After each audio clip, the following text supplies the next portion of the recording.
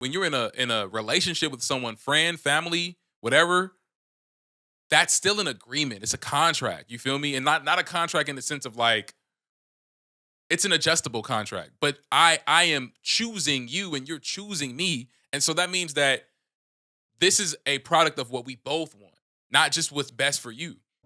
This is Sad Boy Radio. What's the word, everybody? We're back here, Sad Boy Radio. Man, it's been a while, low key. Like we haven't recorded in like 3 weeks. Then we did one with the holiday, and then we took another 3 weeks off. So like it's been a minute. We're back here with a very special guest. Man, you got some like wild history, right? You created a shoe with Nike. Yeah. You premiered your video myself over at the Apple Store downtown. That happened. Yeah. You did Fest. Yeah. Did you headline that one? No. You I wish. you headlined something. Fuck. You headlined something. The Taste of Chicago, no? I did do the Taste of Chicago Yeah. in 2018. Yeah. Did you headline it? No. Oh, Close. so- I was so- like right below. Okay. Yeah. I was gonna say I seen a video on YouTube. It said Matt Muse headline. Yeah. Maybe somebody put the wrong. Damn. But hey, soon. Making you look better Right, out I'll here. take it right. Right. Yeah, man. It's shit. I think even all of those fall below this last one, right? You started the fuck, I'm gonna mess it up. The Love Nappyness initiative. Yes, you said it perfect. Okay. Yeah. Go ahead and introduce yourself, bro. I'm Matt Muse. You said some of the cool accolades. I appreciate them. Rapper from the South Side of Chicago. I'm also the founder of Love Nappyness, which is a community initiative, and we also throw a yearly benefit concert called the Long Hair Don't Care Show, which has been a super success. We just came off our fourth one, sold like 850 tickets, had Talia Hall packed. Raven Lene was a headliner. Look crazy as fuck. It was really dope, bro. It was a great time. All of them has been great, but the two at Talia have just been like perfect, flawless. So Who were the headliners the first time at Talia? the first one, so 2022 was our first time at Talia. Toby Lou headlined that one, and then Jamila Woods headlined the Metro in 2021. Damn. Yeah. Who's next, bro? It's our 5 year. We got to do something. You know what I'm saying? We working on it right now, man. Yeah. 5th year is crazy. You know, the first one, I headlined it in a hair salon. You know what I'm saying? And like literally did the whole set in a salon chair. It was like 200 people there. It was free. And so that was really, really cool. You fit 200 people in a hair salon? Yeah, it was dope. Shout out to Yo You, little salon in Wicker Park. Shout out to Yolanda, the owner of it. But yeah, and so it's grown, exponentially, but also even the roots of it were really cool. So, I mean, you mentioned the roots of it, right? Why do you feel like it was so crucial for you to bring this initiative to life? It's named after my EP, Love Nappyness, that came out in 2019. Myself is from that project, the one we premiered at the Apple Store.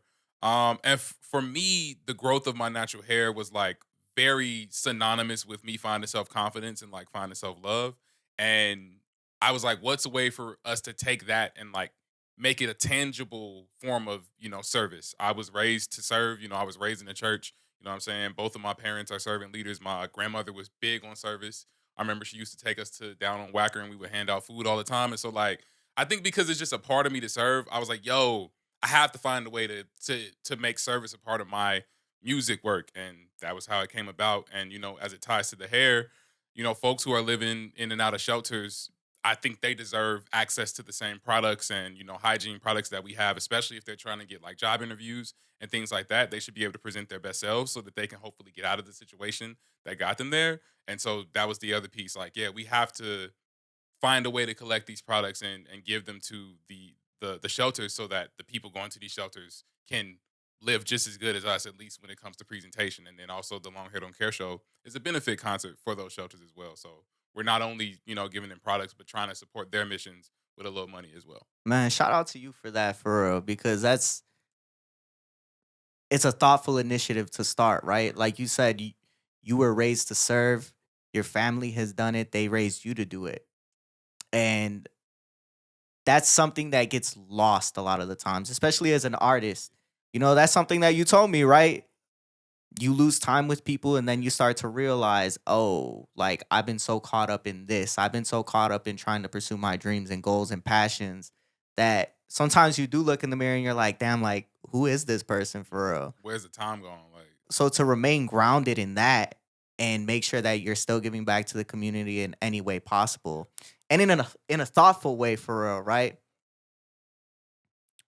But I want you to touch on the aspect of your hair being so crucial to, who you are. What made it so important to your journey and self-discovery? I remember growing up, my mom had dreadlocks when we were little. I know I had dreadlocks when I was like 3, you know what I'm saying? My dad had braids. My parents had all type of hairstyles. And so as best they could, they would let us kind of do whatever with our hair when we were younger. As I got older, like went to college and like you're in more, and I went to a PWI, so you're in more of like a formal setting. You know, I'm getting haircuts all the time. I'm trying to get the waves. I'm trying to get fades, like to be presentable for whatever the reason, related to respectability, politics, or whatever.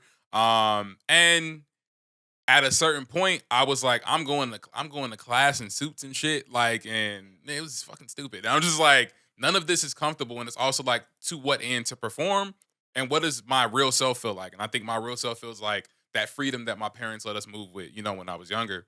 And so I remember, I lost a bet in 2015. I bet on, was it 2015? Yeah, I bet on what Super Bowl was that year? Was that the Seahawks and Seahawks and Patriots? the Patriots. I think so. Yes. Yeah. Oh God. Yes. I bet that the Seahawks would win, and they lost. And I won you money know the off way that that they one. lost as well.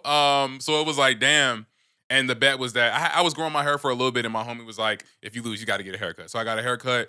No offense to the person who cut my hair, but they didn't do a good job. And I was just like, yeah, all of these things are working together to tell me stop cutting your fucking hair, bro. And so from that, I haven't cut the top of my hair since 2015, since that, like right after that Super Bowl in 2015. You for real? Yeah, this is what we at. Is that 2015? 9 years. We 9 years in. I feel like it should be a lot longer, bro. So look, shrinkage, right? You've heard the phrase shrinkage. Yes. So yeah, this is shrinkage. Like it's long, bro. Like, but you have to think. I got the undercut. So a person without an undercut, their hair, their twist or locks are already down here. So it's like an optical illusion. Then with the shrinkage, you know what I'm saying? When I'm straight, I'm all the way. I'm here with it. You feel me? So I feel you, but it's longer than it look. It's longer than it look.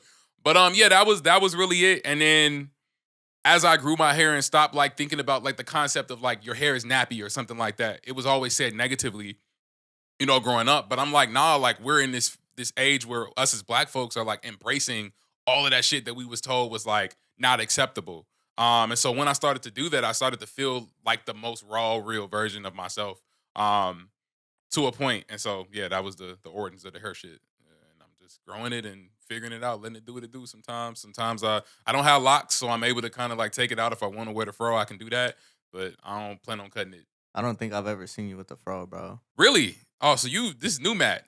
Old Matt was like at least the fro was for a minute. 2017. I didn't start twisting my hair until 2021. So what was it that made you feel like you needed to conform to these societal norms, right? Because Yeah. you're over here wearing suits to class. Yeah, That's not even a crazy. societal norm, bro. That's a campus norm. That's some shit that was just happening there. Yeah. Nah, I don't even think that. It was. So there was like, I'll answer both the first question second, but the suit thing was like there was this organization, and I think what they were doing was great. I don't have any negative feelings toward their work. It was called Black Male Initiative. And the goal was to empower black men and kind of teach them how to get into like the professional workforce. A lot of folks that I went to Northern Illinois, a lot of folks are from the South and West sides of Chicago, and they're learning a lot of things for the first time in college about like what, working in the professional setting looks like. And so I think the idea of it was like, we're going to teach black men what it's like to wear suits. And in hindsight, and it was young people running it, you know what I'm saying? And in hindsight, I think their mission was flawless. I think I just don't really align with it. It never aligned with me. But I was doing it because it was like, oh, I want to be a part of this. So I want to learn. But that was never actually my mission or my path. Like I've always stood out. I've always been unique. I've always been different, and I've always embraced that. And so assimilating to try to like be respectful when it's like, nah, like I'ma still be that nigga. I'ma still be smart no matter what room I'm in, no matter how I'm presenting. You know what I'm saying? And that's really who I really am. And so the suits really wasn't who I was. I think it's just kind of like adjusting to what's happening on a college campus. I think is number one. When you're on a PWI, it was only, if it was like 16,000, maybe 20,000 students at Northern, it was only like 2,000 or 3,000 that were black. And even from there, we all fit into our different sections. You have the athletes, and it wasn't like a high school where it was like weird, but like like weird on some like snobby mean girl shit, but people just fit into their categories. You got the people who play sports, you got the and people we in school too, you know, the folks who are studying, you got the artists. I was a part of the group of artists who were finding self-expression on this campus. And so I think part of it, number one, was just like figuring out where you fit in. Like you walk into a club and you just try it out. And I think that's what it was. And what they were talking about, I think resonated in the sense of like it was what people fucked with. You know what I'm saying? Like in general, everybody loved BMI. You know what I'm saying? And so it was like, oh, I guess this is what we're supposed to do as young black men on this campus, you know. But on the flip side, I was a part of an organization called Expressions, which was like an art-based org that had no requirements for no shit like that. And in the long run, that aligned with me way more than what BMI was doing. You know what I'm saying? But at the time, I think it was just like figuring out what fit me. It was like trying on different gloves or different shoes to see what fit when you're in this new unique place. In college, you're doing a bunch of stuff that you look back 4 years later and like, damn, who the fuck was that? Yeah, You yeah. know what I'm saying? Yeah. When it comes to that aspect of fitting into groups, right? Everybody knows Chicago is a pretty segregated city. So you're used to being around people that look like you. You're used to being around people that act exactly like you do. So when you go off to college, right, you try to fit into different squares, but then you find people that are exactly like you and you just fall right into it, right? So just like you said, you join BMI thinking, okay, maybe I like this and it'll help me grow and it'll help me be a different person in a sense. And then you fall into Expressions and those are your real people. They're my people. Yeah, exactly. So you start loving Nappyness. What did this initiative provide for you that you didn't know you needed? The main thing is creative collaboration. While a lot of the things we do at Love and Nappyness are a result of my ideas, they aren't all. And you know, I've told the story in other interviews, but it's very important to note that I don't think the Long Hair Don't Care show, I know it doesn't exist the way that it does without my co-director Naira encouraging me to do it. You know what I'm saying? And if I were just by myself, I guarantee you it wouldn't be what it is. And I'll kind of break that down. So we had done the one at the hair salon. We go to 2021, and I just like randomly have this idea of like, what if we like do it but bigger at a bigger venue? And it's like July or June, you know, when I have the idea. So immediately my first thought is we don't have enough time to even pull that off. If it's going to be December, we only have 6, maybe 5 months to announce, you know, let alone start selling tickets, you know what I'm saying? So immediately I told myself no. But when Naira and I were meeting about the hair care drive, I just mentioned the idea, and it's like 2:00 in the morning, bro. I mentioned the idea. We on the phone, and she's like, I say it, and she's like, "Yeah, we should do it." No second thought, no question. She's like, "That's a great idea. Let's do it."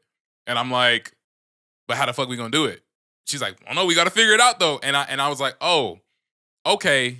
I need that. I need that reckless confidence. You know what I'm saying? Even though I already thought that I had it, she's shown me I didn't have as much reckless confidence as I thought I did in other ways, not just that.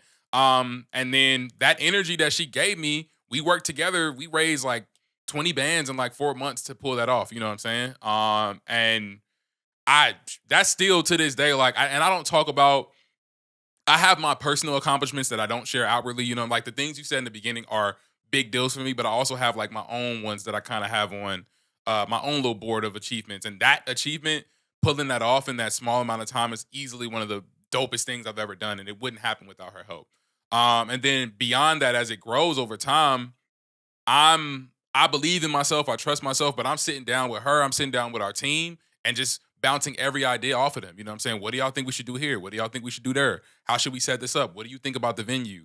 Let's brainstorm artists who are going to be there. You know what I'm saying? And again, it's me curating. Like I'll put my foot down, you know, if I need to, but I'm opening up my brain to hear other folks' ideas and trust other artists and other genius people as well. Whereas I think before that, I was very much so like me, like my idea, you know. She'll tell you I'm a very self-sufficient artist, bro. Like I will not wait on nobody. You know what I'm saying? Like if and this is not to her, but if a manager in general forgets to send an email, I will follow up and send that email myself. You know what I'm saying? But I think Love and Nappyness has shown me not only you got to trust the people on your team, but there's ways to communicate with them that will build you all's work together up better. And I've really learned how to communicate working with Naira and working with that team as well. So I would say those are the biggest things, like trusting other folks' ideas and then just communication in general. Like I absolutely needed other people's ideas to be able to pull this off. And I needed collaboration to be able to pull this off. And I absolutely needed to learn how to communicate better. As a leader, I'm a very it's the last thing I'll say. I'm a very direct, blunt person. I've grown into being much nicer and kinder with my bluntness, but I don't hold like I'll say exactly what I need when I need it directly. And sometimes, depending on the setting and how high stakes the moment is, that might come off rude. You know what I'm saying? We had a situation at the show this past year where I said something to two people in the kind of the heat of it, and afterwards they was like, "Hey, bro, like I ain't really like the way you said that to me." And I'm grateful that they felt comfortable saying that. It's two people I'm very close to, but I'm grateful that they felt comfortable saying something. But in that moment, my response was like, "Oh, like you got to think of me like a director of a movie. Like I'm just saying, getting, you know." And they were like, "We get that, but at the same time, like, do you trust me enough to talk to me with respect, even when we're in the heat of the moment?" And I didn't bluntly disrespect them, but I could have said it differently. And having people on my team who are willing to like check me, I'm not surrounded by no yes men. You know what I'm saying? Having people around me who are willing to check me and be like, "Yo, like we fuck with you and even what you're doing, but like when you're talking, like, you know, maybe say it this way." And that's probably one of the biggest lessons. Like you can get just as much shit done being kind to people as you can being a, you know, rigid, you know, devil wears Prada ass. You know what I'm saying? Like you ain't gotta be like that. And so those would be the things that I needed. Ask you this real quick because I do have a comparison. Obviously, after the conversation from Monday, you know, if you remember, right, the mind talked about that having to learn to work with others and Yep. collaborate with It others just can't. I was just thinking efficiently. about that. Yeah. How did you learn to be able to accept that criticism and openly work on those issues that they're expressing to you? I'll keep it a bug with you, bro. That is one thing that I've always been able to do. My parents, and I keep going back to my home because my home was beautiful, and I champion my home in every interview, every chance that I get, because I know how impactful my parents' parenting was to my growth and development. Um, my parents didn't hold punches. You know, we lived in an open household. Like we talked about everything, we communicated about everything, and we critiqued one another. Like my parents would be like, "Yo, I don't like the way you did that," and I would be able to say to my dad, like, "I don't really like the way you just said that to me. I don't like the way you said that to my little brother." You know what I'm saying? Why you ain't really have to talk to mama like that? Same to her, and there was never punishment or like anger when that happened. It was just like open, constructive criticism. And so I think that almost to a fault, I've always been like, "Hey, if you're gonna say it, you know what I'm saying, please give me the critiques." You know what I'm saying? I think a lot of people don't know this about me. And I think that there's an assumption that like all rappers are like narcissistic, like, you know what I'm saying? We don't listen to nobody and artists, not even just rappers, but like we know it, blah, blah, blah. But I will say I'm the type of person where not only do I think I really try my absolute best to be good at accepting critique, I welcome that shit. Like I want that shit. Like I really want to be constructively criticized. Like I want to hear people's opinions of me as a person and even as an artist if you are a person who I trust. You feel me? So I don't think I ever really struggled with letting this sink in. I think that the struggle for me has been putting myself in the right rooms or bluntly saying to people, "I need your feedback." You know what I'm saying? I am very confident. So it's like I think people, those assumptions sometimes I just let them go. Like I wonder if those two people weren't people who I was close to, would they have felt as comfortable saying something? You know what's funny? Now that you mentioned the fact that like artists are narcissists and they have these egos, we give passes to artists a lot of the time for that. It's crazy how much we give a pass to an artist for that shit. Too much. But And you know, I mean, no, you saying it perfectly. You saying more than enough. I think you're completely right. And I don't think that anyone is above critique. I think allowing yourself to be above critique is how you become a dictator. And I think that we have enough examples in our history of our world that people who surround themselves with yes men and become dictators can do some really fucked up, dangerous things. And just because you're not the head of a country and you don't have the power to ruin millions of lives with that dictatorship. Think about whether or not you are that same thing in your own circle. You know what I'm saying? Even if your circle is tiny, are you someone who people feels like they can both rely on and come to and talk to, or are you someone that people feel like they always have to say yes to? And in what ways is, if it's the second thing, in what ways is that destroying that circle? Just like someone with more power who's the same type of narcissist can destroy a country. Narcissism doesn't have it doesn't belong to a level of power. Anybody can be a narcissist. Anybody can make themselves above critique, no matter how high up or low you are in the food chain of power. You have to realize the impact you're having on people at the end of the day. Just like you said, you can make somebody's day and you could make them feel super comfortable around you. Or you could be the person that has them walking on eggshells and doesn't want, they're going through anxiety every day because of you, but you don't know it because you're so caught up in whatever you're caught up in. Now, going back to the initiative, right? Love and Nappiness came from you breaking out of this, I would say it, you breaking out of the matrix almost, right? If you want to say that. You broke away from the societal norms of the pressures that had been put on you, whether that be through, right, your hair. You felt a pressure to conform to the everyday societal norm and have this clean cut look. Your braids look clean. I'm gonna say that. But I know what you mean. Yeah. similarly, that's where this stems from. Sad Boy Radio stemmed from the idea that we don't openly talk about what's going on. A lot of the times, especially males, right? Especially now, Twitter be on people's ass, bro. You I'm, you yeah, get go called ahead. sassy, you get called controlling, you get called whatever, weak, whatever it may be. So for me, creating this was my space. And as time has moved on, right? I started when I was 21. I'm 24 now. As I get older, I'm starting to feel that pressure again, where it's like, oh, am I still allowed to be who I want to be? Am I still allowed to talk about my emotions openly because I'm becoming an older man? Right? When you're a young man, you're trying to figure yourself out, you're trying to figure out life, you can say whatever you want because you're not being judged almost, or even those judgments don't matter. But as you get older, you're like, oh, I gotta start looking for a job for real. Oh, people are actually watching.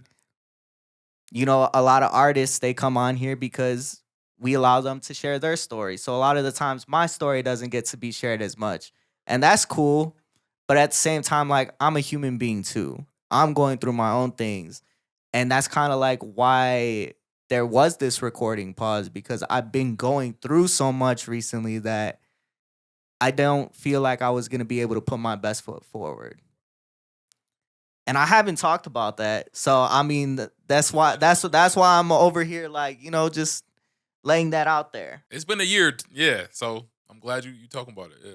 For you, how did you see the standards that were created for men in your community impact the way that you felt mentally? My father doesn't adhere to many, if any, of those standards. You know what I'm saying? I've seen my dad cry many times. You know what I'm saying? And I've seen my dad cry my entire life. Like, it's not like it's a thing that happened when we were older and I was an adult. Like, nah. Like, my pop's been crying like a regular person my whole life, and so I think that, and the other thing too is, although I'm from the South Side, I grew up on 81st and Kenwood. I've lived on the South Side my whole life. I had like this unique experience where I had a church family where, even separate from the public schools I went to, like, I would be at church every week, and my church was super communal. Um, and so when even the type of men who I'm interacting with most often are in the church, that was a very emotional space. You know what I'm saying? Do you know what a benediction is? Heard the term. I don't know the definition. So the benediction is when, at the end of a sermon, when the pastor calls folks to the altar to come and, I guess, confess their sins and then potentially be baptized if that's what they want. And so every week there's a benediction. And the amount of people who I've seen who were just straight faced and smiling in the hallways right before church, who go up there and you can see it's just something heavy on their heart. That's a weekly occurrence. You know what I'm saying? Men, women in between. You know what I'm saying? And so I grew up with around emotional men, and so I don't think that the societal part really had a big impact on me, especially younger. But funny the thing you said about like the older you're getting and the more you're having experience in this world, I think that's where I found most struggle because even in college, like I remember, I'll never forget this, and I kind of regret the way I went about it. But I was super involved on my campus, and so I was in Black Student Union, I was in Expressions, like I said, I was in BMI for a little bit, but I was big in Black Student Union and Expressions. I was the president of Expressions for a couple years, and I was the program coordinator for Black Student Union. And we had this meeting with a bunch of the Black students. It was like maybe 200 kids in there, and this guy said something that I fully disagree with. Um, and I like What do you say? there were a lot of like young people, like freshmen in the room, and we're seniors, you know what I'm saying? So there are a lot of freshmen in there. And he basically, and in hindsight, I think that the point of what he's saying, I understood it. Still don't agree, but I get it a little bit more. At the time, I was just set off. But he basically said, like, we're in here trying to like encourage these young people to like find mentors and to like join clubs, you know what I'm saying? Like use us as a resource. And he basically got up and was like, fuck all of that. Like, y'all don't need none of these niggas. Like, y'all don't follow behind these niggas. Don't blah, blah, blah, blah, blah. And like, I think his point was don't be a follower. Like, don't let being a part of these things dictate the person you become, which I agree with. But that wasn't really what the fuck we were saying anyway. You know what I'm saying? And so I just snapped, bro. Like I was like, fuck that. And cause the president ended the meeting after he said the shit. Like, okay, well, y'all have a good night. And I was like, we can't end the meeting on that note. What he said just undid the entirety of what we spent an hour and a half plus talking about. Why would you end the meeting right now? So I was like, fuck that. Like, I'm yelling, bro, like top of my lungs, like, fuck that. We can't end the meeting on that bullshit he just said. I know that's verbatim what I said. We can't end the meeting on that bullshit he just said. Like, no, fuck that. Like, and I'm going in. He just looking at me like, I feel like he was trying to start shit because he kind of was just looking at me. But I like blew up, you know what I'm saying? And I've always been the type of person, it doesn't always come off as like blowing up, but I've always been the type of person who I will speak up when it's time. I will say what's needed. I'll show emotion when it's time. But I don't know, man, as I got older, I damn near felt like the pressure, the older I got to confine that for the sake of what was best for specific moments or like what was best for my career. Like if I'm too outspoken and too forthright with my feelings, it might not match the energy of everybody else in the room. And then I'm going to be like looked at differently. And then that will potentially affect opportunities and shit like that. Like, oh, Matt's difficult or Matt's always upset or Matt always got something to say. Which I don't think none of those things are true about me, but I think that was an internal struggle that I had for a little bit where it's like, damn, like, am I really saying the more friends I make, the more people I meet, especially in this industry, am I really saying the things that I really feel up front now, or am I holding my tongue because there's this like weird thing that happens where like a person in this industry can change your whole trajectory of your career for the negative if you do something that they don't like. And the way things get spun, right? And it's so weird because when you start doing exactly what you feel. You start by saying exactly how you feel, whatever you want, whenever you want. So to you, it's like, okay, now you guys are holding me back. Now you're preventing me from saying how I really feel. And now I'm playing this mind game of chess. I'm trying to think, okay, well, if I say this, this person's going to say this. Or you leave the event and you're like, damn, did I say something fucked up? Or did I say something that this person might have taken the wrong way? And shit just gets taken out of context. And it's funny at the fact that we all feel that way. Realistically, right? Every artist that walks into a room, they probably leave the function thinking like, damn, did that go well? Unless, you just don't give a fuck. There's some people that just don't give a fuck. But it's just one of those things that it's like, I started this saying exactly what I wanted, when I wanted, and whatever it came out to be. And now I can't do that anymore because I'm playing this political game. And even playing that political game, right? Going back to those emotions. as a man, you weren't taught, but the societal norm is you're taught to bottle up those emotions. You're taught to put it on this facade, right? And you overcompensate with that facade, and now you're completely different. And in the song St. Matthews, you say, I'm so tired of dressing up my pain for them and their eyes and their ears. Fair weather peers be here in low tide, but when it's time to drown, who's still around? I think that kind of taps into the emotional turmoil that I felt, even though I've had the ability to express myself really well and never struggled to express my emotions. I think that those lines like speak to kind of like questioning the validity of what's around you, the love around you. Even that song is specifically like me kind of actively questioning like what I was taught, about God growing up. But in that line, like fair weather peers be here in low tide, but when it's time to drown, who's still around? Like I'm like, yo, like if some shit go crazy, like how strong are my connections to my friends? How strong are my connections to my family? Like, or are they wavy? In a sense of like what I've dealt with, previously is depression. You know what I'm saying? And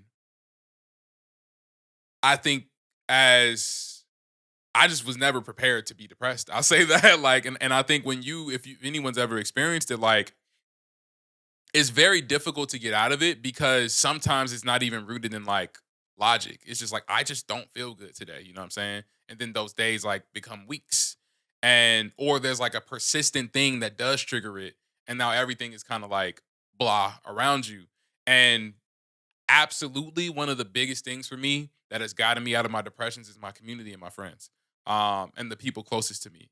And I think one of the things that came to mind was like or what I felt is like, okay, like because I express myself so much, because I have all of these things, like, am I a burden to the people around me? Like, you know what I'm saying? Like who's gonna still be here when shit hit the fan, you know what I'm saying? And then the second verse of that song, I go into like even deeper about like, interpersonal relationships with women. I talk about social media, I talk about music fans, like, and I think part of that was also questioning like in the social media age where you have these like numerical markings of success. Like I have more followers, so therefore I'm successful. Um, how legit is that? When you come from a place where I am lucky to have experienced pre and post social media era life. And so I vividly remember where there was never even conversation of the amount of followers you have and like what that means and shit like that. And so it was like, damn, like how legit is fanfare? How legit like there's this thing that happens where you like I I might like make a regular post about life and it'll get like my loved ones and like a few people will rock with it, but then I'll make a post about an achievement. Like I premiered a video at the Apple Store and everybody's there, you know what I'm saying? And again, that's not a knock to them. I know the love, some of the love is real, but the question of like, damn, like, how real is this? Like, are you only next to me because you think it's about to pop off, and then do you disappear because it hasn't fully popped off yet? You know what I'm saying? And so that's really the what that. And like I said, when you in that depression, you need real connections, you need real friends. You know what I'm saying? I don't need faulty folks around me. I need people who really understand me and like will ride for me up or down and are able to like identify like, hey bro, you been a little lately, you good? Or come outside, Matt. Let's go hoop. Let's go to the studio. Like I got homies who understand me to the point where they can just look and know. You feel me? But that line was touching on all of that. Damn, you touched on a lot right there, right? And especially with that aspect of social media, it's like so hard to stay motivated with that shit. I low key just did like a mass unfollow, and it's not because I don't fuck with certain people. It's just like sometimes you be seeing so much, and it's so overwhelming seeing exactly what everybody else is doing, and you're like, fuck, like I'm not doing enough. As far as that success, right? You need to know that people are with you through the ups and downs. Yeah. Because do you really love me for me, or do you love me for what I do? Do you like the idea of what this can be, or do you like the idea of me as a What it person? is, regardless. You know what I'm Yeah. saying? Yeah. So I think that, doing what we do, being creatives, we deal with that constantly. And that's why, you end up in a song or two and somebody's like, damn, well, like, is that about me? The shoe fits. And that's my thing, bro. If it fits, then hey, because I might not even been thinking about you, but now Why did you feel the need to dress up the pain though, previously? I think that line, dressing up the pain, alludes to kind of what I was speaking on, where it's like the older I'm getting, the less I'm feeling comfortable voicing what was easy to voice a few years before. You know what I'm saying? Or when I was younger. So dressing up the pain for the sake of like what feels best for the room. Not pissing off the wrong person, you know what I'm saying? Not, jagging an opportunity, you feel me? I think it was that. And I also say like when you're when you're an open communicator, I've literally had people tell me like, and their loved ones, so it was never shade, but like, I'm just not in the mood to be talking this long today, Matt. Like, you know what I'm saying? Cause I'll talk about some shit for hours. You feel me? I love talking about everything. Like, I think the key to solving our issues is just to sit down and talk about it and to hear one another like adults. But sometimes folks don't have time or are just not ready. Like, I've literally had friends be like, yo, let's talk about this tomorrow. And there have been times I've been like, no, let's talk about it right now. And then the conversation goes horribly. And then other times I'll wait till tomorrow and giving them that space does wonders for what we going through. You know what I'm saying? And so I think that's the other part where it's like, am I is my self-expression too much just in general? Like, do I have to start to mask or dim my bluntness, my overt self-expression, my like I'm the type of person where I want to learn. So if I don't understand the thing, I'm gonna ask a fucking question. You know what I'm saying? I've had people crack jokes and make fun of that when I was younger. But I'm a super inquisitive. I'll never ever, I don't give a fuck. I have no reason to try to appear smarter than another motherfucker. You know what I'm saying? If I don't know some shit, I'm gonna ask you. I don't know shit about these cameras. You know what I'm saying? And if you ask me to use it, I'm gonna be like, well, can you show me how? Like, I'm not just gonna try to figure it out. You feel me? But even in times where I've been inquisitive, this was a little bit when I was younger, but I felt like, damn, like, I gotta kind of just act like I got everything together for the sake of just keeping this false sense of peace and like calm that I think finds itself into this industry specifically all the time. Like as long as everybody's quiet about the bullshit and making money and then we're all good. Whereas like, no, like let me be I want to be emotional. You know what I'm saying? I want to not necessarily wear my heart on my sleeve, but I want to say the things on my heart and they be received even if I'm not right. You'll never understand if an emotion is right or wrong unless you talk about it. And even when people don't get it, when people don't understand it, that doesn't mean that it's wrong. That just means that they're not meeting you where you're at and they're not understanding the need and et cetera, right? Now, as far as dressing up that pain, I understand that aspect of sometimes you just want to keep the peace. I like to have deep conversations. I fucking hate surface level shit, bro. I mean, look at all these interviews, right? I don't like to ask surface level questions. So fuck all that. Straight up, I'm with it. So do you feel like the need to dress up these emotions had created some sort of anger and resentment that caused that drift in certain relationships? Because you mentioned, right, with friendships and strained friendships, sometimes that happens from conversations that didn't happen. I would say it definitely affected my relationship with this music shit. And with the scene, I think in terms of my friendships, I'm vigilant. And so like I don't if I gotta like I said, if I gotta make the adjustment and we gotta talk tomorrow, we're gonna talk tomorrow, but we gonna talk. You know what I'm saying? And anybody who know me know that. Like, we gonna talk. and it's gonna be a respectful, loving conversation. I try my absolute best to not disrespect people in any aspect. But I think the strain definitely came in with my like excitement about this music shit. You know what I'm saying? And excitement, at least the scene that I've been a part of. There's a lot of positive in it, but also like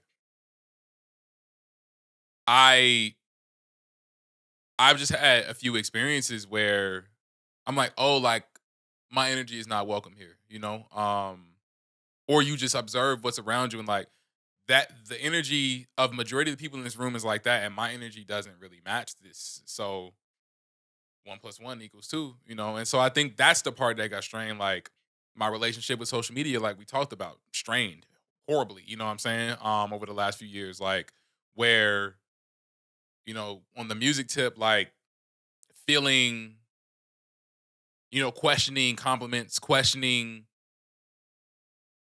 love, questioning what, like, and like you don't want to be in that space because it's all internal if you're not talking about it. And remember, I'm saying, like, I don't even feel comfortable having certain conversations related to this music shit specifically, and so now it's like years are passing and like I don't know why this thing happened the way it happened, but we ain't ever gonna talk about it. So the next time I see you, like, is the smiles real? Like, do we fuck with each other? I fuck with everybody, you know what I'm saying? But like, I just can't tell, um, how I should feel, or how to react to these feelings that have been sitting, you know what I'm saying? And I think it ultimately like made stepping out to be a part of a music scene a little less exciting, you know what I'm saying? Like, uh, I came back from school into Chicago super geeked, you know what I'm saying? Like I was a part of what was formerly known as Donda's House. I was a part of Young Chicago Authors. I worked at Young Chicago Authors. And I just think over time, like in different ways, both of my relationships with those things and like even just generally the general scene here was just like, damn, like this is mad competitive. And I thought it was like mad communal, you know what I'm saying?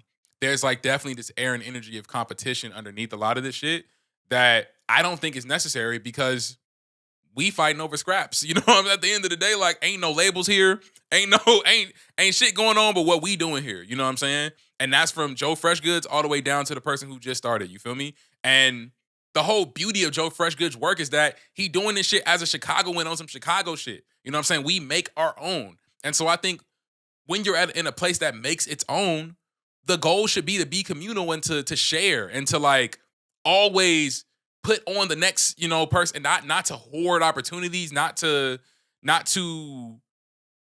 gatekeep, not to be afraid of someone surpassing you. What is success? We talked about that too. You know what I'm saying? Somebody surpassing you, like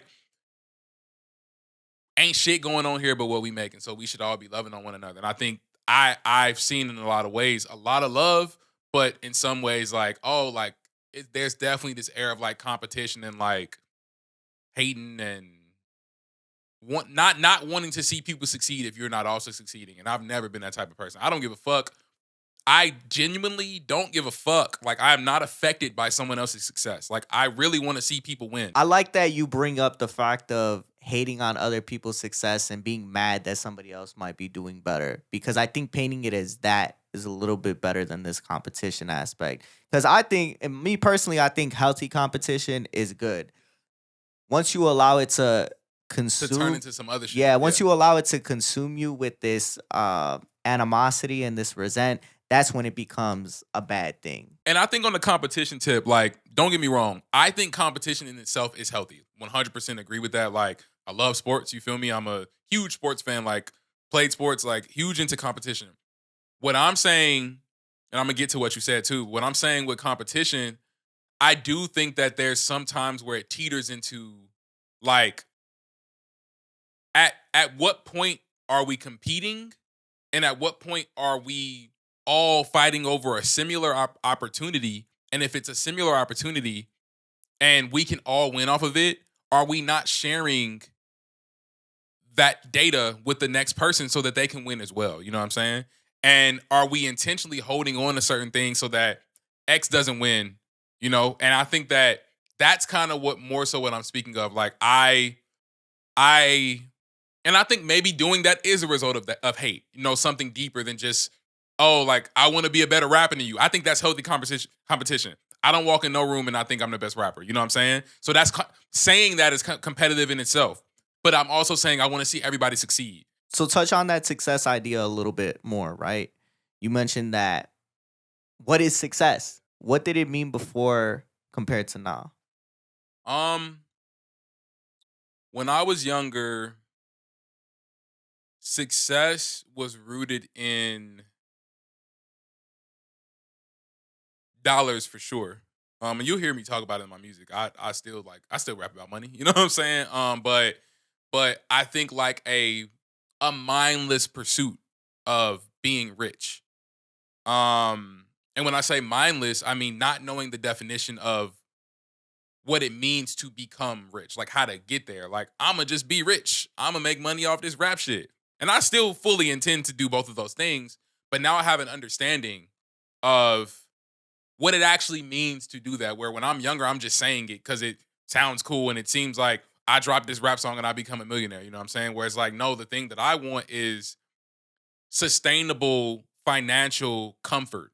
And whether that's with $1 million or $300,000 or $80,000, I don't really care as long as I'm not fully in debt and I'm able to provide for my people. And I think that that's another way that my definition has changed significantly. Like that monetary part is fully rooted in I want to provide for my people now. Like even if part of it in the past was I want to spend money on the shorties and I want to buy cars, I don't think about none of that shit. You know what I'm saying? Like I really just want to make sure my people straight. You know what I'm saying? Pay hospital bills. You know what I'm saying? Like if someone passes away, God forbid, like be able to afford the funeral on my own and not need to make a GoFundMe. You know, like so many of us have to do, and like my family has had to do because the money just don't be there. You know what I'm saying? I thought you were lying when you said you were a pessimist, bro.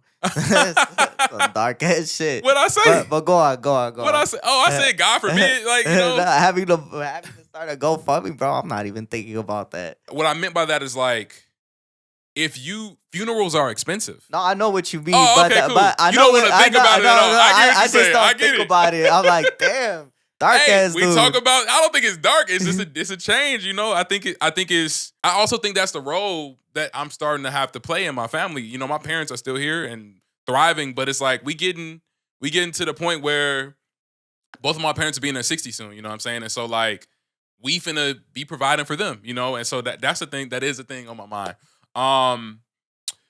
And then I think another thing is like a few years ago, like success was like, can I afford shoes? Something as simple as that, bro. I got so many fucking shoes. And now it's just like, I'm not gonna hold you like I'm glad that I have them. It's a cool collection, but I kind of wish I didn't. They take up space, you know. Um, Sometimes I think about like smart investments, you know what I'm saying? With the bread, like when you add up the amount of shoes I've purchased, like I'm not gonna say how much money that would have been, but what investment could that have been in my career? And then how could I have doubled and tripled that money and then bought them shoes later? You know? And so I think success is less about like what I'm able to wear from my money that I make and what I'm able to impact and like what I'm able to build and grow with it and how I'm able to reinvest in myself and also invest in my people and my community. And then I think lastly, I used to want to be the best rapper. And I just don't think that's the thing I really think about. I really think about like, am I telling my story honestly? Am I giving my best self to the music when I'm creating it? Um, I think that last thing is a huge thing. Like, am I just, I don't ever want to half-ass this music shit, you know? And so when I'm thinking about success to me is I know I gave it my all when I made this song. I know I didn't skip any steps. I know I didn't rush any part of this. You know what I'm saying? Whether I wrote the verse fast or I wrote it slow, I gave the art. I put into the art the same effort and energy I'm trying to get out of it. You feel me? And I feel like you've done that, right, with a lot of your music. My favorite one, obviously, my favorite project was the Love and Nappiness. That was the most recent one, right? Aside from So Far So Yeah, that Decent, was that the was the most recent project. Yeah, second yeah, to yeah. most recent. Yeah, My yeah. bad. And even going back to the song that I mentioned earlier, you say, "Me at 16 swearing I'm gonna be a preacher. Me at 21 writing raps and ignoring teachers. Now me at 26, 10 years from you, but searching for a verse to keep the congregation moved. Guess we ain't that far removed, but I'm still stuck and confused." Yeah. The whole time you're telling your truth, and you went through describing the ages and what you thought to where you were at the time.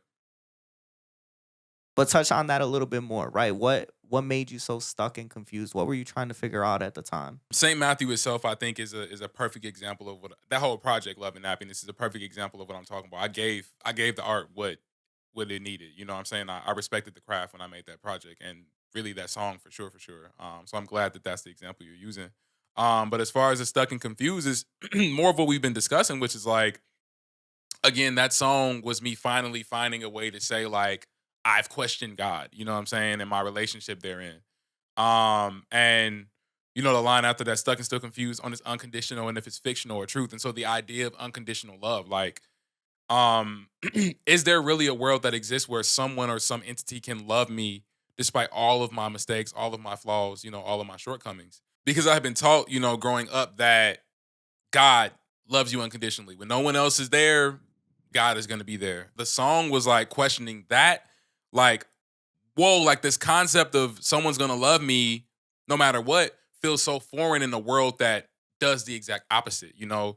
Uh, I talk about like, we talk about having nappy hair and shit like that. Like, being a black man in America or being a black person or a person of color in general in America comes with so many like, you know, negatives and like people looking at you crazy, treating you crazy. And so I'm like, I really haven't felt that unconditional love in the people and the things around me, and not people as in people close to me, but the greater, world around me. And so I'm kind of just questioning like what is real, in that sense. And I think that was on my mind when I wrote that, like, hey, like God, you told me that this thing was unconditional, and as of late, I haven't really been, seeing it for people who look like me, and for myself in ways, with the greater world. So that was where it came from. And with religion playing such a crucial part in your life growing up, why highlight that in this song? Because I had just never got the chance to, and the goal of this project was to the goal of that project was to show people my pure self through these songs. And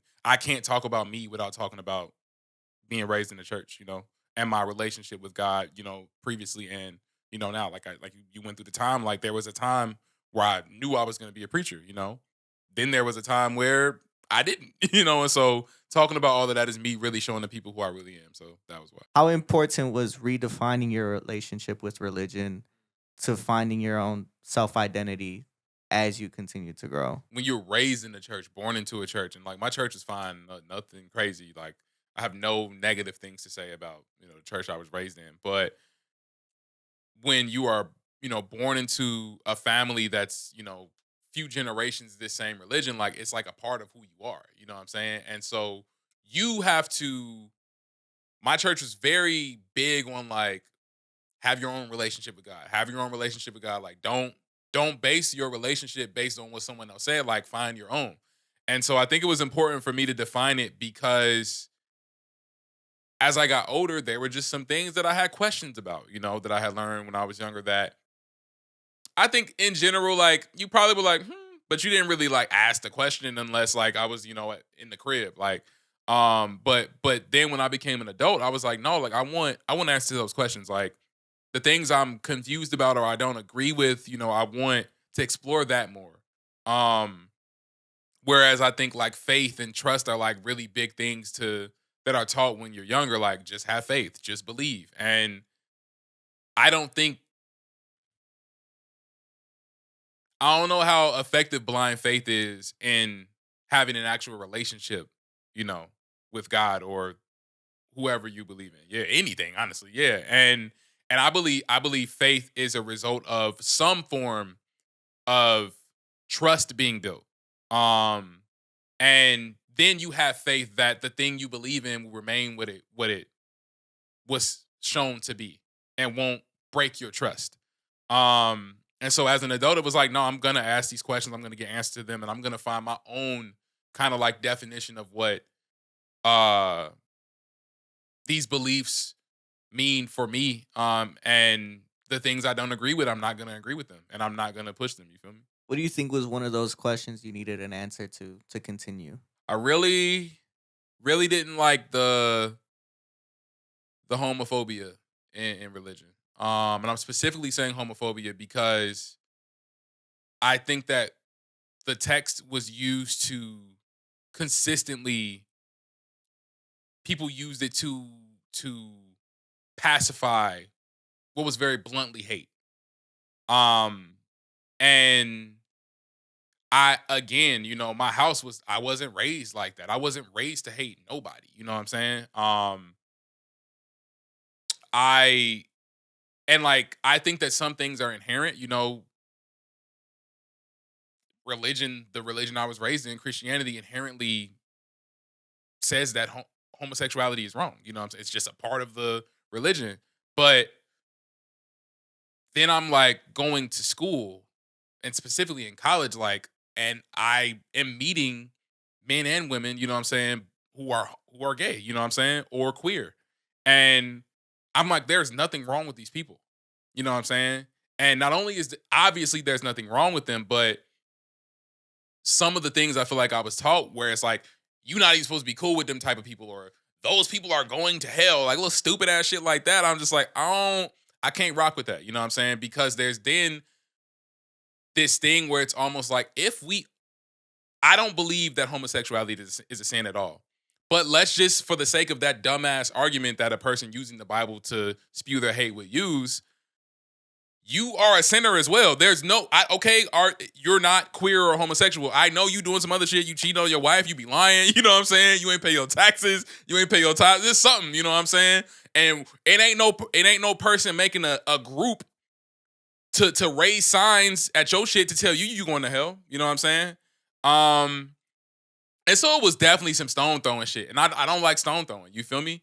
And the Bible touches on like cast the first stone if you ain't got no sin, and we all got it. So why we doing this? And so I think the way that people just were and the world has changed a lot, and I'm grateful for it. But the way that people were treating, and even I think that I was taught, in subconscious ways to treat, queer folks, that shit did not sit right with me. I'm like, nah, like I'm gonna be friends with motherfuckers because they good people. I'm not about to make my choices on whether I'm friends off of a life choice or something that a person is not a choice. You know what I'm saying? Like, I believe that. You're saying this is who I am. I've been this way since I was born. I'm not finna fucking argue with you. You know what I'm saying? Like, let a motherfucker speak their truth. You feel me? And so that was really the one that I was like, nah, like, and even the way, like, when I'm coming into spaces being like my whatever church form of homophobia, but like, I still fuck with you, but you this, and motherfuckers is looking at me like, bro, that's crazy. Like, that hurts me.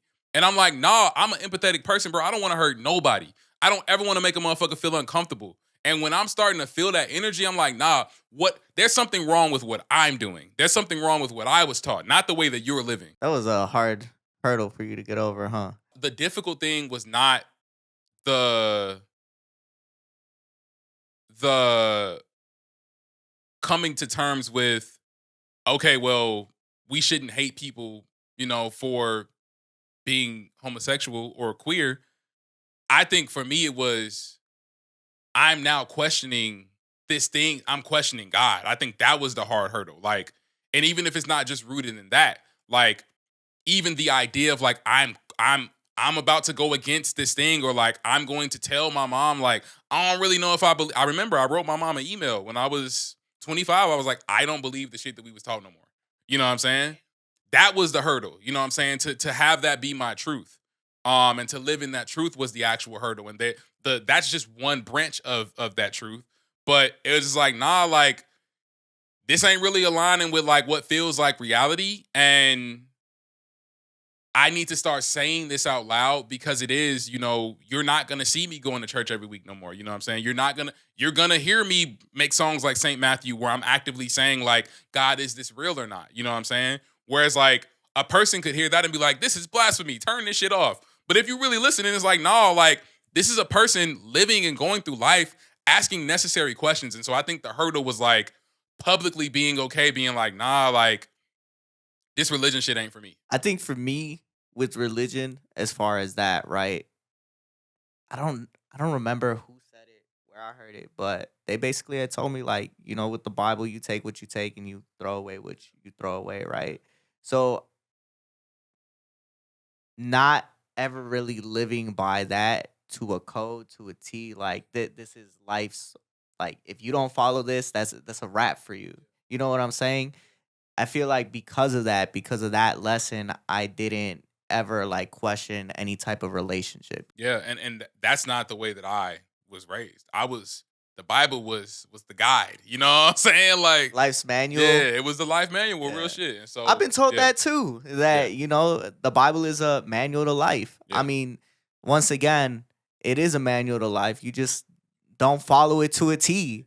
If you follow it to a T, that's what happened. I was at my great aunt's wake, and the pastor at the time, he said, like, if I followed the Bible to a T, using the bathroom would be considered a sin. You're right, but you got to understand, like, that 16-year-old who wants to be a preacher would have heard you say that and been like, No, you know what I'm saying? That's just how that we was raised that this was it was, it was to a T type shit, And as I've gotten older, I definitely feel what you just said, like as the reality. I'm about to quote the whole song at this point, bro, because now I got another one, right? Another important line that you say in that song is, I'm lying if I said I never hated who I see in my reflection. Damn, I can't even trust the love of me.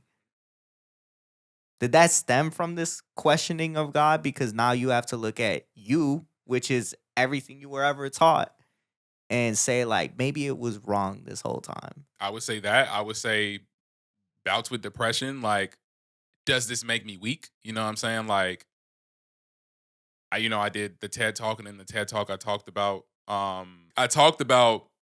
how dark my depression has gotten in the past, and those are the things that like make you be like, damn, is this like, am I broken? Is there something wrong with me? You know what I'm saying? I think even as shallow and as simple as like, I don't match the standards of like European whatever the fuck. I'm black, you know what I'm saying? And like I have black ass features, you feel me? And then sometimes being like, damn, like, will I be accepted in the greater world because I don't look like what the world says is the way you supposed to look, you feel me? So something as shallow as that to as deep as, yeah, like I'm questioning things, or uh I'm depressed and that makes me feel broken. Yeah. So the full spectrum was there with that line. Like, yeah, looking in the mirror and being like, damn, like, does my self love even hold weight? You feel me? Like this whole song, I talk about God, all these other people, but in that line, I'm like, damn, like my fucking self love, is this shit even strong enough? You know what I'm saying? Because who I'm gonna have if I don't got all I got is me now, and that's even coming into question. And I think it also sets up the whole project because the project is about these different types of love, and so I think that was the most important one, right? The self love aspect, and looking in the mirror and realizing, like, damn, I'm not enough. I'm, and sometimes that, not sometimes, but that's always gonna affect everything else in your life. If you don't have the confidence to move with love and loving yourself, how can you make anybody happy? How can you make any situation work? And that's not even relationships. That's just, talk about work, right? Talk about wanting to get up at the end of the day or at the beginning of the day. You don't want to move. facts. Where did you find yourself due to this lack of self love? I think you find yourself doing things that are just not fully of you. Like, and again, I'm usually doing things that are of me, but for me, it's like question marks of self. Like even that questioning itself to me was just like, that's not really like me. Like, um, imposter syndrome, and I think imposter syndrome is very natural. So I'm not, and I mentioned imposter syndrome on Something Good, which is on my most recent project. But those moments are just like, am I really like I'm sitting here really being like, damn, like, am I good? Is this good enough? When when I'm at my purest self, like that don't even fucking matter because what is good enough? Who defines that but me? You feel me? But I think when you're questioning yourself, now you're letting other people's opinions seep in, and you're worried about what him, her, them, whatever think. You know what I'm saying? It's like, nah. I would say that's the the lowness of the when the self love is lacking. And then I think also like putting up with things in like relationships just for the sake of having people around, you know what I'm saying? Or like subjecting myself to certain like interactions with like women that are very shallow at times where I am questioning my self-love. Like, oh, I'm about to engage with a person, you know what I'm saying, just so it boosts my ego. You know what I'm saying? Versus like it being pure, and like loving on them, or if we having sex, like, fucking because that's what we want to be doing. But it's like, nah, like I know I'm hitting you up just to get affirmed. You know what I'm saying? Or I'm saying yes to you hitting me up because I need that affirmation, not because I really care about the Because I depth. want it. Yeah, not because of the depth of the connection. And then when it's over, you still feel that because it was never real to begin with. So I think that's another way it's manifested. It's not a real connection, and you feel this void, you feel this empty feeling with relationships that don't matter. Fem's got a song like that. I forgot what the fuck. Oh, it's Pray Part 2. Let me find the lyric, bro, because it's actually a good lyric. And even in the song Pray Part 2, Fem says, ever told a girl to slide when you needed to be alone, but you needed some company to just hold you over. Yeah. We create these relationships and we allow ourselves to be subjects to those relationships just because, like you said, we needed that affirmation. We needed somebody to confirm that I am good enough. I am worthy of something, even if it's fake. Not only is it bogus because it's just not genuine on your part, but it's also not fair to the person you telling to slide. You know what I'm saying? Because you're selling them a dream. Like, you can literally be like, I need to be affirmed. Pull up on me. And I know it's people who be like, for sure, I got you. But you are prioritizing the affirmation you need so much that you're presenting things to people that aren't fully real. And I think that's the thing that I've made the mistake of doing, like these shallow interactions that have led to disputes, like issues, like Shorty's being like, so like what are we doing? Because you keep hitting me up for this, and I don't understand why that's all you hitting me up for, And I've had healthy interactions where we had that conversation first, you know what I'm saying? And then it's an agreement. Or it's like, no, that's not what I'm on. Cool. But I have made the mistake, when I'm struggling with self-esteem and self-confidence. Go down Yeah. the rabbit hole. Yeah, like, and it's as I mature and I get older, that's one thing that, because it affects another person's emotions for sure, I look at it and it's like, no, you need to work on that self-esteem thing that makes you need validation through sex or affirmation, of a woman in that moment. Like, and that's the thing that I've put intentional work in, because I don't want no parts in anything that's hurting anybody. You know what I'm saying? And even if you don't realize when you're immature that that's about to hurt someone else, I now have the knowledge that anything that's not pure and agreed upon and like I'm giving you my real and where I'm at, and you giving me your real and where I'm at, and then we say we're okay with engaging, knowing where we are as people. Why engage in that? Like, you know what I'm saying?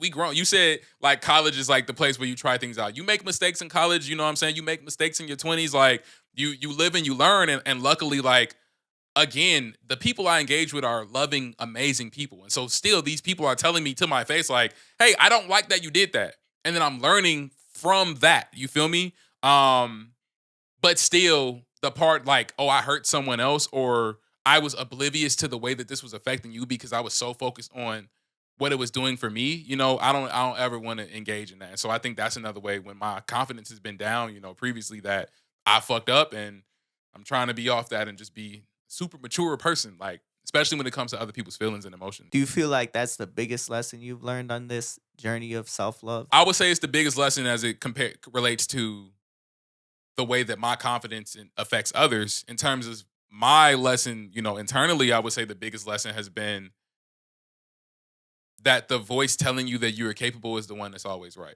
And the one telling you can is always wrong. And I've never once been right about a thing that I couldn't do, you know? And and like, I can't dunk, you know what I'm saying? But like I wish I could, but I can't. Like, but at the same time, even that. How tall are you? I'm 6 foot. You should be able to I dunk. should be able to dunk. All right, go on. But that's what I was about to get to, though. Do I think that I'm capable of figuring it the fuck out and learning how to dunk with the right exercise and regimen in the next year? 1,000%. I have no doubt in my mind that I can do that. You know what I'm saying? My father lost 150 pounds at 55. Damn. You know what I'm saying? Intentionally. Put in the work. You feel me? My mama started the bakery in like 53. You know what I'm saying? She had been wanting to do that shit her whole life. You can't tell me it ain't shit that I can't do. You feel me? And so I would say the biggest lesson with the self-love is to listen to the voice that's saying you can, because you got here because you can. Mhm. And that imposter syndrome is incorrect. You're not an imposter. You said it. You were like, you were supposed to be in expressions, not in BMI. I am art. You know what I'm saying? I am music. I'm an instrument. I was raised by music. I was raised by musicians, people who love music. How can I tell myself that I'm not meant to be doing this shit? That should never come up in my mind. There's not a second in my day where I'm not singing out loud or singing in my head. I am literally music. You feel me? So I'm always right when I'm telling myself I'm capable. And I think that that's the biggest thing. Like, always listen to the voice that's saying the positive and giving you that positive reinforcement. That's something that I've even sat on more recently. that we always tell ourselves we can't. But why, right? I probably tell myself I can't make a song. I really could if I wanted to. Come And on I could now. probably get good at it if I Come on really now. wanted to, right? Because on. at 21, I picked this up. And this is no shade to my parents. My dad is a very like, he won't show you how to do something. You'll ask him to do it. You'll try to do it and he'll get annoyed real easily. And then he'll do it instead. Like, sound bad right now, but like I had to change my car battery the other day. I told him, I'm like, yo, like, just give me the part that I need. I needed one socket, one specific socket piece. And he's like, you got the battery? I'm like, yeah, I got the battery. He goes outside and does it. Thank God he did it, right? I mean, shout out to him. No complaints. But That wasn't what you asked. instead Yeah. of like showing Showing. me and helping me do it, Yeah. he just did it. Yeah. Which again, grateful, but at the same time, like these are like I need to How pick do this you up. learn Yeah, I need to pick without- this stuff yeah, up. yeah. But going back to it, right? We tell ourselves that we can't do it, or we're told we can't do it, so we never try. We never try to learn. We're like, fuck it, I'm this way the rest of my life. If I want to learn Spanish, if I do Spanish every single fucking day, You can learn that I'm shit. gonna learn that shit. The fact. I didn't know how to fucking edit a video 3 years ago. Come on, man. Now I sit down for hours doing that shit. Do the I shit fucking hate easily. my life, but you know, I can do it now. Yeah. We pick up these things, we learn, and we become so passionate about it that it's our priority. That's the thing that we focus on day in and day out. When you picked up, I mean, you've been doing music forever, but when you took it seriously, it became the forefront of your life. I'm sure so many things fell by the wayside. A lot of the times we forget that people exist in our lives, like our family. Yeah.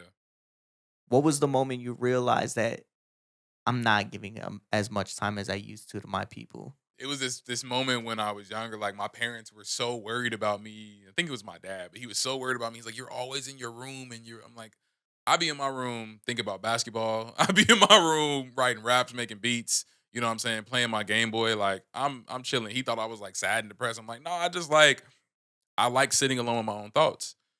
But I think because of that, as I went off to college and got older, it became very easy to continue to do that in my adulthood and like not reach back to my peoples. And so I remember when I was in college, my dad called me. He was like, "Your mom is worried about you, man. Call your mom, man. You haven't talked to your mom." And I called her and she was all upset. And I'm just like, damn, like, I ain't even think y'all was thinking like this, you know what I'm saying? But I'm so enthralled in this new experience, which I should have been. It was college, you know what I'm saying, that I'm not reaching back. But then when I get out of college and I'm in the music shit, like I'm moving around with this energy, like I'm doing this for y'all. You know what I'm saying? I'm doing this so I can be successful and then like reach back. And I'm gonna sacrifice the immediate time so that when the bread is right and everything takes off, I can reach back around and then be like, okay, we good. Like here's a house, here's a car, here's paid off bills and shit like that. But then in the meantime, like things start to happen. Like, family dynamics change, people get sick, people pass away, and then you're like, damn, like I could have been doing both. There's a way I could have been doing both. You know what I'm saying? And whether could have doesn't even matter. I should have been doing both because now that time is time I won't get back if this person's no longer here. You know what I'm saying?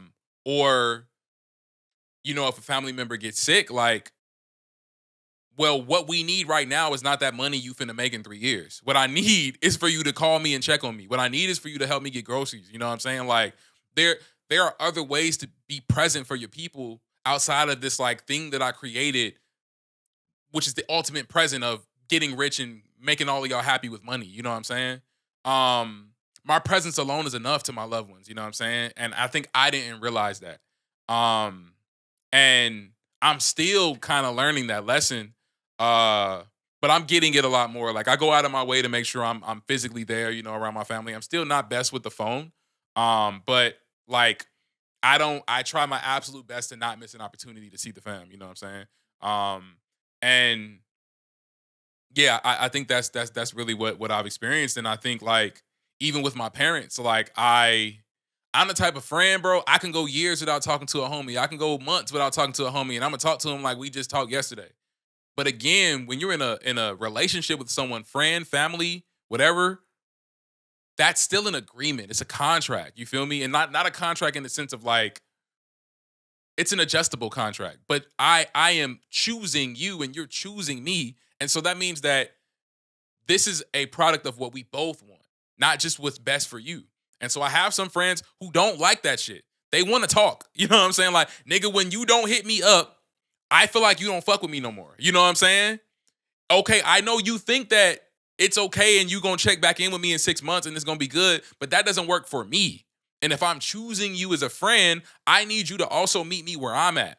I hear you, bro, but it would have been great if you had hit me up. It would have been great if you checked on me. My parents, same thing. Like, I still struggle with that shit. Like, we haven't talked to you in so long. Like, what's going on with you? Like, we see, and shout out to social media. One positive is they see me, but I don't even really share my personal life on social media like that. So there's still things I'm going through, you know what I'm saying, that they don't know about. And there's things that they're going through that I don't know about. And they just want to feel that love, you know what I'm saying? Like, love is tangible, you know? And at its purest form is tangible. It's not just an idea or a thought. And so I've been consistently working on making sure my love is tangible with my family members and my loved ones, because it's like, and it's not even on no morbid shit. Like, oh, they might not be here tomorrow. Fuck that. It's just how it should go, because I do love them. You know what I'm saying? And when we do hit that jackpot, it'll be so much cooler that we was just talking yesterday and the record blew up the day after that. Damn, I was just talking to you yesterday, nigga, and now you got 1 million streams and we rich, my nigga. Like, that's so much cooler than, oh, I'm scared to call him because we haven't talked in so long, but he gonna think I'm just calling because he rich now, but I really am happy for him. No, let's talk. Like, let me let you know what this journey looked like. Let me let you know the ups and downs, and now you feel like you a part of it. That's another thing. Family want to feel like they a part of your shit. Like, on some support shit, not wanting something from you. My family genuine. Like, I just actually care what the fuck is going on in your life, Matt. Like, what was it like doing iFest? What was it like doing the Nike shoe? You know what I'm saying? What was it like with your TED Talk or whatever? Like, what was it like raising that money in them 4 months? Like, tell me the process. That's because crazy. you feel me? Like, 4 months. yeah, shit was crazy. You still got the plug on the shoes? Say it again. You still got the plug on the I shoes? don't. I don't. You offered I Biko some shoes. I could get you a shoe, one of mine. Yeah, I can get you one of mine, but that's it. Like, That's fine. yeah, okay, yeah, I got you. Let's get you one of. I thought you meant in general. I can get you the Matt Muse and Nikki Zamora joint for sure. I got you. He was like, bro, you gave Biko one. What? No, that's fair. Go on. My family wants to. They love me. You know what I'm saying? They love me unconditionally, and they're happy for me, and they support me, and they want to know those details just like they knew the details when I was coming home from school. Like, you know, how was school today? It's just like, how is it being a rapper?